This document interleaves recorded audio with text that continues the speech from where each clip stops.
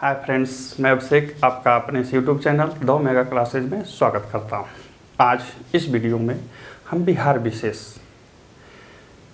के बारे में या बिहार विशेष में के बारे में नहीं, बिहार विशेष में बिहार में पत्रकारिता के उद्भव के बारे में जानेंगे या आधुनिक बिहार में अंग्रेजी काल में जो पत्रकारिता बिहार में आई, पत्रकारिता की जो लहर आई, उसके बारे में संक्षेप में हम समझेंगे। इस वीडियो में हम ये समझेंगे कि बिहार में पत्रकारिता कब आई, किनके द्वारा लाई गई और साथ ही उसमें क्या क्या बदलाव हुए।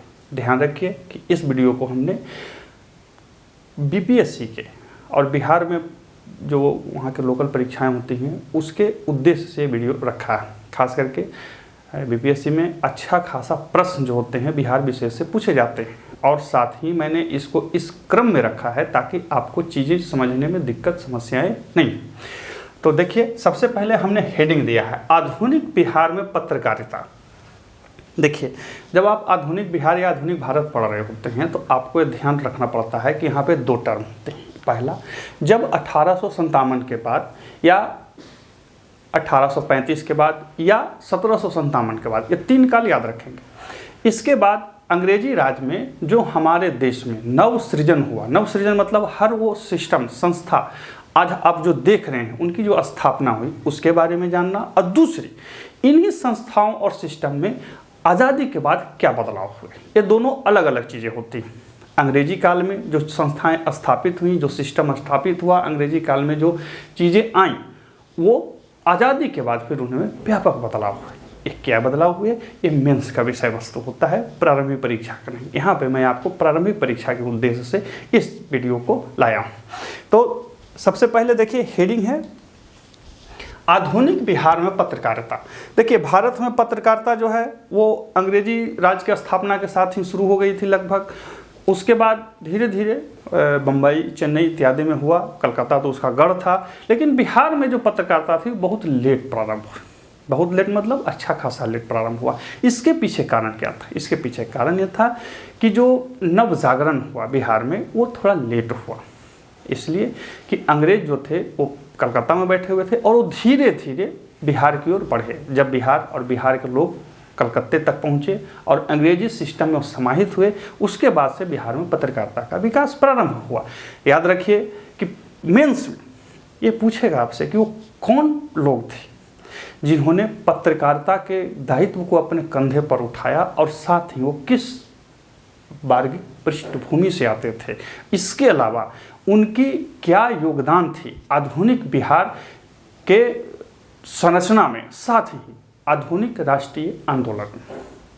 मुझे याद है कि एक बार मैं कहीं क्वेश्चन देख रहा था तो इतिहास का क्वेश्चन में, आधुनिक भारत के इतिहास में प्रश्न पूछा कि आधुनिक भारत के इतिहास में महिलाओं के उत्थान एवं स्वतंत्रता आंदोलन में योगदान की चर्चा कीजिए।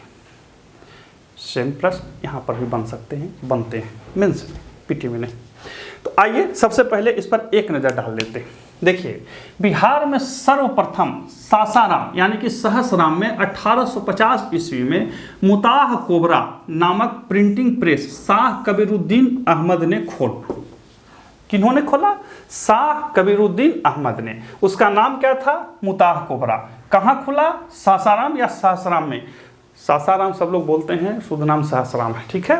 1850 ईस्वी में, और इसमें वहाँ जो थी वो कुछ धार्मिक किताबें वगैरह छापी जाती थी।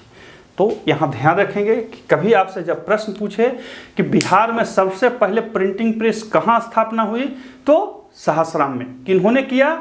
शाह कबीरुद्दीन अहमद ने। उसका नाम क्या था? मुताह कोबरा नाम था, ठीक है। अब देखिए दूसरा तथ्य जो है, विलियम टेलर ने 1856 को उर्दू साप्ताहिक अखबार बिहार प्रकाशित कराया। अब कहिए कि श्रीमान विलियम टेलर कौन थे? विलियम टेलर जो थे वो पटना के कमिश्नर थे और आज़ादी के समय में वो पटना के ही कमिश्नर थे। इन्होंने बिहार में साप्ताहिक, उर्दू साप्ताहिक अखबार बिहार को क्या कहते हैं, प्रकाशित करवाया। अब बहुत बड़ा योगदान इनका माना जाता है बिहार में अखबार को लाने के लिए। 1860 में अखबार अखियार, अखियार लिखा हुआ है, अखबार अखियार नामक अखबार राय सोहन लाल ने प्रकाशित कराया। इनके साथ थे सूरजमल। राय सोहन लाल एवं सूरजमल ने 1860 में अखबार अखियार नामक अखबार समझते हैं ना, समाचार पत्र का प्रकाशन करवाया। सूरजमल जो थे वो विद्यालय उपनिरीक्षक थे पटना के, और सोहन लाल जो थे वो पटना नॉर्मल स्कूल के अधीक्षक थे। ये मैंने एक्स्ट्रा लिख दिया, ठीक है, ताकि ध्यान रहे। हालांकि ये नहीं पूछेगा लेकिन ये पूछ सकता है। अखबार अखियार का बस प्रकाशन में आया 1860 में। विलियम टेलर ने साप्ताहिक अखबार बिहार का प्रकाशित करवाया 1856 में, क्रम से, ठीक है। इन्हीं दोनों ने, यानी कि राय सोहन लाल एवं सूरजमल ने 1869 में चश्मे इल्म नामक अखबार का प्रकाशन कराया। क्या करवाया? चश्मे इल्म नामक अखबार का प्रकाशन कराया। एक चीज मैं यहां पर ध्यान दिला दूं कि तत्कालीन समय में 1870 तक बिहार में फारसी और उर्दू का दबदबा था, या उर्दू और फारसी जो थी लगभग स्वीकृत भाषा थी शासन और समाज की। साथ ही जो अखबार वगैरह सब छपते थे, किताब वगैरह छपते थे, इन्हीं भाषाओं में छपते थे। लेकिन हिंदी का मूवमेंट भी बिहार में शुरू हुआ, और जब हिंदी का मूवमेंट शुरू हुआ 70 के आसपास, तो फिर बिहार में हिंदी पत्रकारिता भी आई, और इसी हिंदी पत्रकारिता ने बिहार को बिहारी से जोड़ा और बिहारी को बिहारी अस्मिता से जोड़ा। अब कैसे, सो आगे देखते हैं। 1872 में प्रथम हिंदी साप्ताहिक बिहार बंधु, इसको याद रखेंगे, बिहार बंधु का प्रकाशन पंडित मदन मोहन भट्ट ने कराया। किन्होंने कराया? पंडित मदन मोहन भट्ट ने। और यह कहां से छपता था? ये छपता था कलकत्ता से। कहां से छपता था ये? कोलकाता से। कोलकाता से था, साप्ताहिक था, नाम क्या था? बिहार बंधु। और इन्हें बिहार में हिंदी पत्रकारिता के उद्भावक या जनक बोला जाता है। अब आपसे परीक्षाओं में पूछेगा कि बिहार में हिंदी पत्रकारिता के जनक थे पंडित मदन मोहन भट्ट। उन्होंने कलकत्ता से बिहार बंधु नामक साप्ताहिक समाचार पत्र 1872 में प्रकाशित करवाया। ये प्रमुख तथ्य थे, जो प्रारंभिक ऐसे प्रमुख तथ्य हैं जिनके बारे में आपको जानना चाहिए, ठीक है। अब देखते हैं इसके आगे के उन एक तथ्यों को जो हमने खोज करके लाए हैं। पहले एक नज़र देख लीजिए इसके आगे के उन तथ्यों को जिन्हें आप जानते भी हैं, जानते होंगे, या आपको जानना बहुत ज़रूरी है बिहार के लिए। तो देखिए, बिहार बंधु जो कि 1872 में मैंने बताया था, का प्रकाशन कलकत्ता के श्री पूर्ण प्रकाश प्रेस से होता था। 1874 से इसका प्रकाशन पटना से हुआ। कहाँ से हुआ? पटना से हुआ। और जब पटना से प्रकाशन हुआ तो हिंदी व्याकरण, विद्या की नींव जैसे किताब एवं सज्जाद संबल तथा शमशाद शोषण नामक नाटक जो केशव राम भट्ट ने लिखा था, यही से प्रकाशित हुआ। क्या चीज? बिहार बंधु समाचार पत्र जहां से प्रकाशित होता था, वहीं से केशव राम भट्ट द्वारा लिखित 2 पुस्तक हिंदी व्याकरण एवं विद्या की नींव तथा सज्जाद संबल एवं शमशाद शोषण जैसे नाटक भी प्रकाशित हुए। दूसरा सबसे बड़ा प्रयास जो था वो था बिहार में खड़ग विलास प्रेस की स्थापना। खड़ग विलास प्रेस की स्थापना 1880 में रामदीन सिंह, रामचरित्र सिंह एवं साहब प्रसाद सिंह के द्वारा किया गया था, और भारतेंदु के रचना को 6 भागों में यहीं से प्रकाशित किया गया था, भारतेंदु ग्रंथावली के नाम से। किस नाम से? भारतेंदु ग्रंथावली के नाम से। प्रश्न आपसे पूछेगा कि भारतेंदु ग्रंथावली का प्रकाशन 6 खंडों में किस प्रेस से किया गया था? तो ध्यान रखना आपको, खड़ग विलास प्रेस से। खड़ग विलास प्रेस की स्थापना कब हुई थी? 1880 में। 3 लोगों ने, रामदीन सिंह, रामचरित्र सिंह एवं साहब प्रसाद सिंह के द्वारा हुआ था। अब यहाँ पे मैं आपको एक छोटा सा बात इंगित कराता हूँ। देख रहे होंगे जैसे मैं आगे बढ़ रहा हूँ, उर्दू अखबार, हिंदी अखबार, अब आगे अंग्रेजी अखबार, यानी कि बिहार में नव जागरण धीरे धीरे आने लगी थी, और अखबारों ने राजनीतिक शुचिता की वृद्धि की आम जनमानस में। ये जो पत्रकार होते थे, ये जो किताब छपवाने वाले होते थे, ये उस दौर में पैसे के लिए नहीं कर रहे थे, सिर्फ और सिर्फ सामाजिक हित के लिए ये काम कर रहे थे। उस समय जब अंग्रेजी काल था, भारत में पत्रकारिता एक घाटे का सौदा होता था, फायदे की सौदा नहीं होती थी, लेकिन लोगों की इच्छा थी कि ऐसा किया जाए अपने समाज को आगे बढ़ाने के लिए, तो ये लोग कर रहे थे। आज पत्रकारिता का क्या हाल है आप लिस्ट में देख सकते हैं भारत का। द बिहार हेराल्ड का प्रकाशन 1875 में गुरु प्रसाद सेन के द्वारा किया गया। यह प्रथम अंग्रेजी समाचार पत्र था। तो बिहार में प्रथम अंग्रेजी समाचार पत्र कौन था? द बिहार हेराल्ड, जिसका प्रकाशन कब हुआ? 1875 से। किन्होंने किया? गुरु प्रसाद सेन ने। अब यहाँ पर देखिएगा, ये जो द बिहार हेराल्ड है, इसमें तरह तरह के लोग जुड़ेंगे। हिंदी, बिहार, बिहारी आगे बढ़ेगी और बिहार में फिर आधुनिक राजनीति का प्रवेश होता है। ठीक है, ध्यान रखिए, मैं सिर्फ ये आपको एक इंगित करा रहा हूँ कि आप उधर से देखेंगे, क्योंकि जब मेंस लिखने बैठेंगे तो ये सब चीज़ें आपसे पूछी जाएंगी, पूछ दी जा सकती है।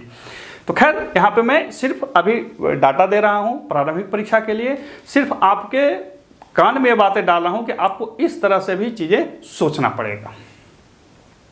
अब उन विशेष तथ्यों को और देखते हैं जो आपका दिमाग चकरा देते हैं परीक्षाओं में। इनके बारे में हम ठीक से ढंग से देख लेते हैं। देखिए, 1881 में इंडियन क्रॉनिकल का प्रकाशन पटना से हुआ। द बिहारी, महेश्वर प्रसाद एवं बिहार टाइम्स में जो थे डॉक्टर सच्चिदानंद सिन्हा इत्यादि जैसे लोग थे, महेश नारायण थे, ये सब मिल करके, बहुत सारे 2-4-5 आदमी मिल करके थे, जिनमें सबसे प्रमुख थे डॉक्टर सच्चिदानंद सिन्हा, महेश नारायण इत्यादि। इन्होंने बिहार टाइम्स का प्रकाशन किया, जो 1894 में हुआ। कहीं कहीं 93 मिलेगा या अलग भी मिलता है, लेकिन नहीं, 1894 के में ही इन दोनों का प्रकाशन प्रारंभ हुआ। किसका? द बिहारी एवं बिहार टाइम्स। इसको ध्यान रखेंगे कि द बिहारी एवं द बिहार टाइम्स दोनों ऐसे समाचार पत्र थे जिन्होंने अलग बिहार के लिए विशेष योगदान दिया, राज्य के हेतु विशेष योगदान दिया। आपसे परीक्षाओं में यही पूछेगा कि बिहार के अलग, यानी कि बंगाल से अलग एक बिहार राज्य के मूवमेंट में किन दो समाचार पत्रों ने महत्वपूर्ण भूमिका निभाई? तो कौन कौन? द बिहारी एवं बिहार टाइम्स। इसके अलावा बिहार टाइम्स के से संबंधित एक और तथ्य है। बिहार टाइम्स की स्थापना 1903 में साप्ताहिक के रूप में पटना से हुआ। कहाँ से हुआ? पटना से। कहाँ से हुआ? पटना से। और 1906 में इसे भागलपुर से प्रकाशित होने वाले बिहार समाचार से जोड़कर द बिहारी नाम दिया गया। क्या नाम दिया गया? द बिहारी नाम दिया गया। और 1917 में इसको बंद कर दिया गया। ये इसका प्रमुख डाटा है। ये इसका क्या है? प्रमुख डाटा। बिहार टाइम्स की स्थापना कब हुई? 1909 में। अब कहीं कह रहे श्रीमान, यहाँ बिहार टाइम्स का प्रकाशन आप 1894 में लिखे हुए हैं। देखिए, डाटा हमको मिला 1894 का, ठीक है, लेकिन जो यहाँ पे मैं ये डाटा दे रहा हूँ, ये दोनों को मिला करके कैसे हुआ सो बता रहा हूँ। बिहार टाइम्स की स्थापना 1903 में साप्ताहिक के रूप में पटना से हुआ था। कहाँ से हुआ? पटना से। 1906 में इसे भागलपुर से प्रकाशित होने वाले बिहार समाचार, वहाँ समाचार का पत्र का क्या नाम था? बिहार समाचार, जो कि भागलपुर से प्रकाशित होता था। और 1906 में इसे जोड़ करके द बिहारी नाम दिया गया। क्या नाम दिया गया? द बिहारी नाम दिया गया। और 1917 में इसे बंद कर दिया गया। और इसी द बिहारी के स्थान पर 15 जुलाई 1918 से सर्च लाइट का प्रकाशन प्रारंभ हुआ। किसका प्रारंभ हुआ? द सर्च लाइट का। और इसके पहले संपादक सैयद हैदर हुसैन थे। कौन थे? सैयद हैदर हुसैन थे।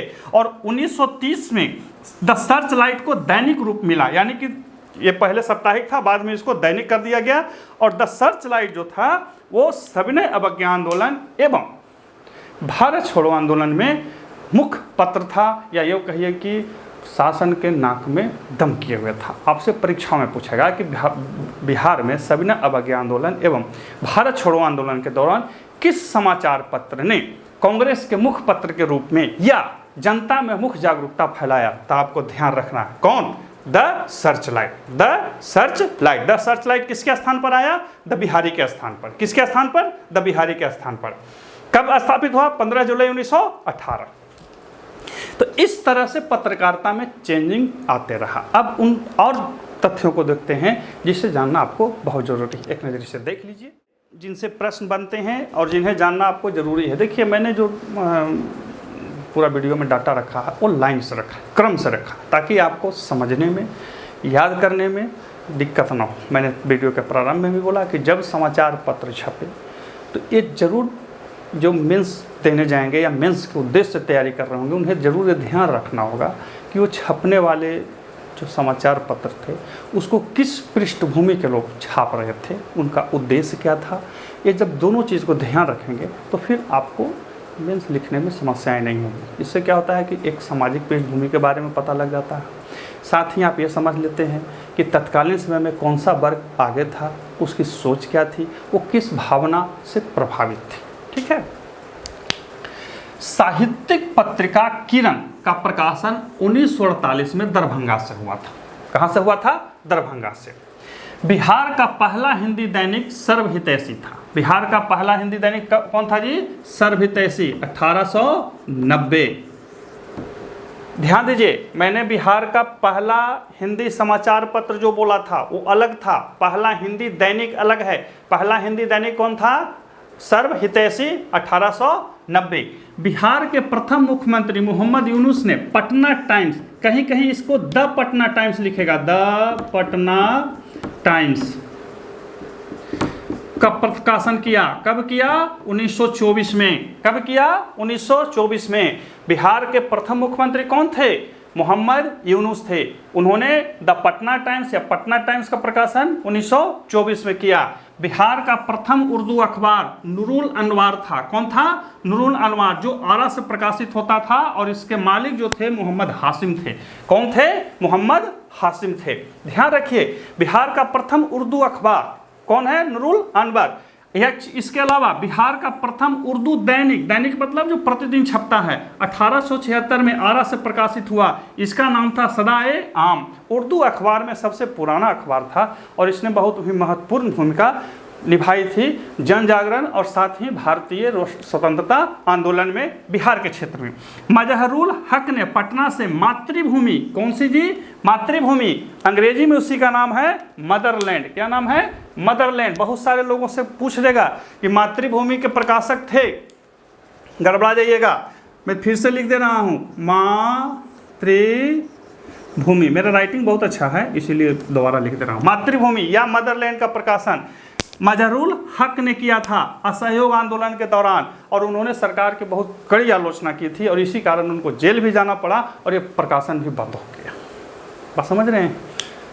स्वतंत्रता आंदोलन में सभी प्रकार के लोगों ने, सभी वर्गों के लोगों ने बहुत ही योगदान दिया। ये अलग बात है कि जब स्वतंत्रता के दहलीज पर हम पहुँचे तो दुनिया के हिस्से में या दुनिया के किसी भी हिस्से में उत्पन्न होने वाले कुछ एक लोभ स्वार्थों में बट करके हम आपस में लड़े, मरे, अंत में बटे।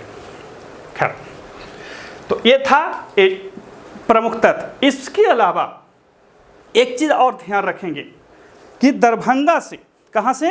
दरभंगा से महाराजा कामेश्वर सिंह जो थे उन्होंने द इंडियन नेशन, क्या चीज़ नाम था जी? The Indian nation. मैं लिख देता हूँ,